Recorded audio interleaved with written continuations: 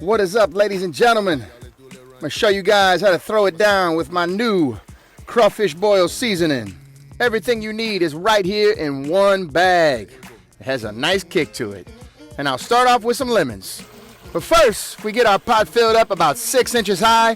This is a 100-quart pot. You only want to fill it up about 1/3 of the way. It may not look like much, but trust me, it's just right. Now get this pot, heat it up, and blast that thing to a high setting.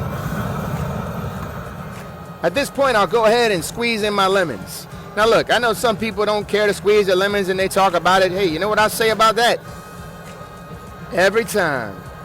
At this point, I'll throw the lid back on so the boil can increase a little faster.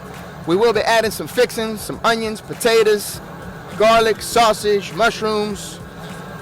Once this thing starts to slight boil, that's when I'll add my Crawfish Boil Seasoning. Now in this case, I'm adding the entire bag of the seasoning because everybody eating liked a little bit of spice on their fixings.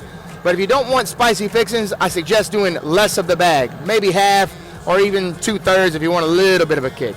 Now look, this is gonna be different than what you would see in my cookbook, but I've done this recipe here to where it complements just using the bag. Oh, here's the mushrooms, in case you were looking for them. Don't worry about that one, we'll put it in. All right, now that this bad boy has come to a rolling boil, we can slowly add these fixings to the pot. I've got them in my mesh boiling bag, makes it real easy to get them in and get them out. Slowly add them to the pot because if you drop too fast, man, you can splash. That's dangerous. Cover it up and then I tie it up. I will let these fixings cook for 22 minutes. Meanwhile, off to the side, I'm cleaning my crawfish. I want to fill this thing up with water several times, drain it, and keep doing this process until that water is very clear. At this point, I look for any of them that might be dead, and I remove them things. Like this one right here. Rest in peace. Okay, our 22 minutes is up. It is time to slowly remove this bag and then just kind of let it hang there for a little bit so some of this juice can kind of drain out of this bag. You want to be very careful when you do this because that water is hot. And there you go. A big plate of fixings that people can munch on while the crawfish are cooking. So you want to let that water come back to a rolling boil before you add the crawfish to the pot. It is very important. Now that we got this thing in a rolling boil, we slowly add this basket of crawfish and then get them stirred around kind of quickly here. Gives them a quick death, very humane. And then we also kick it up, man, because we gotta feel blessed to have this meal. Cover it up, and we're gonna let this cook for 13 minutes. At the 13-minute mark, steam should be coming out your pot just like that. If it's not, you may want to cook it a little longer, but if it is, you turn your fire off. So at this point, we set a timer for 10 minutes. We're gonna give them a little quick stir here, just to kind of move them around, get things flowing in that pot.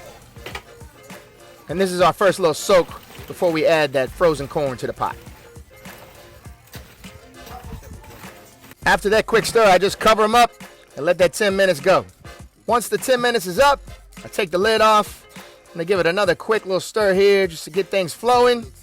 And then I will get my frozen corn and gently throw those into the pot.